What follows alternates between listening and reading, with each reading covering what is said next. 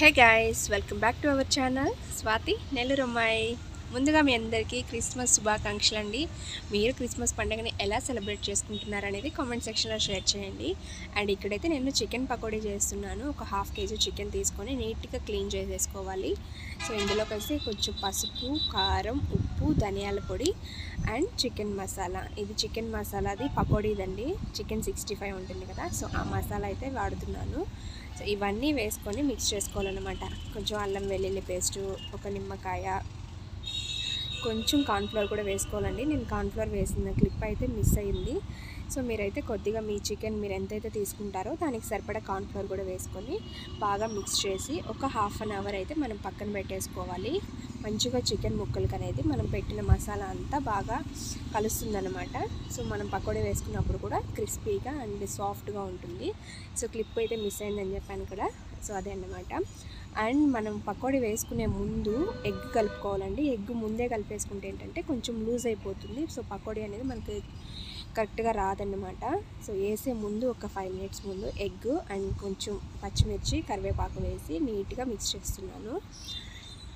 So ఉప్పు కారం అంతా సరిపోయిందా లేదా అనేది మీరు ఎగ్ వేయకముందే ఒకసారి చెక్ చేసుకొని సో తక్కువైతే వేసేసుకోండి. అందరూ ఎలా ఉన్నారు అనేది కామెంట్ సెక్షన్లో షేర్ చేయడం మాత్రం అస్సలు మర్చిపోకండి. సో ఇప్పుడైతే ఆయిల్లో డీప్ ఫ్రై చేసేస్తున్నాను. ఒక్కొక్క పీస్గా వేసుకోవాలి, అన్నీ ఒకేసారి వేయకుండా. సో నిదానంగా అండ్ సిమ్లో కాకుండా మీడియం ఫ్లేమ్లో పెట్టుకొని ఫ్రై చేసుకుంటే మనకి క్రిస్పీ చికెన్ పకోడీ అయితే రెడీ అయిపోతుంది. సో కొంచెం డిస్టర్బెన్సెస్గా ఉందండి. సో బయట సౌండ్స్ అవి వినిపిస్తూ ఉంటాయి, ప్లీజ్ ఇగ్నోర్ చేసేయండి. అండ్ మీకు కనుక ఈ వీడియో నచ్చినట్లయితే ప్లీజ్ ఒక లైక్ అయితే ఇవ్వండి అండ్ షేర్ చేయండి. సబ్స్క్రైబ్ చేసుకోవడం మాత్రం అస్సలు మర్చిపోకండి. సో చికెన్ ఫ్రై అయితే ఆల్మోస్ట్ రెడీ అయిపోయిందండి.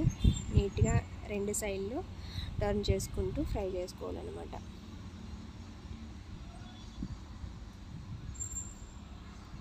సో వేడి చికెన్ పకోడీ అయితే రెడీ. సో మీకు కనుక ఈ వీడియో నచ్చినట్లయితే తెలుసు కదండి, ఒక చిన్న లైక్ అయితే ఇవ్వండి. మీరు ఇచ్చే లైక్ వల్ల అండ్ మన వీడియో ఇంకొంతమందికి రీచ్ అవ్వడానికి ఉపయోగపడుతుందన్నమాట. So finally chicken pakodi is ready. And onion, నిమ్మకాయతో గార్నిష్ చేసుకుంటే ఎంతో రుచికరమైన చికెన్ పకోడీ ఇంట్లోనే ఈజీగా ప్రిపేర్ చేసేసుకోవచ్చండి. చూసారా ఎంత సాఫ్ట్గా అండ్ క్రిస్పీగా ఉందో.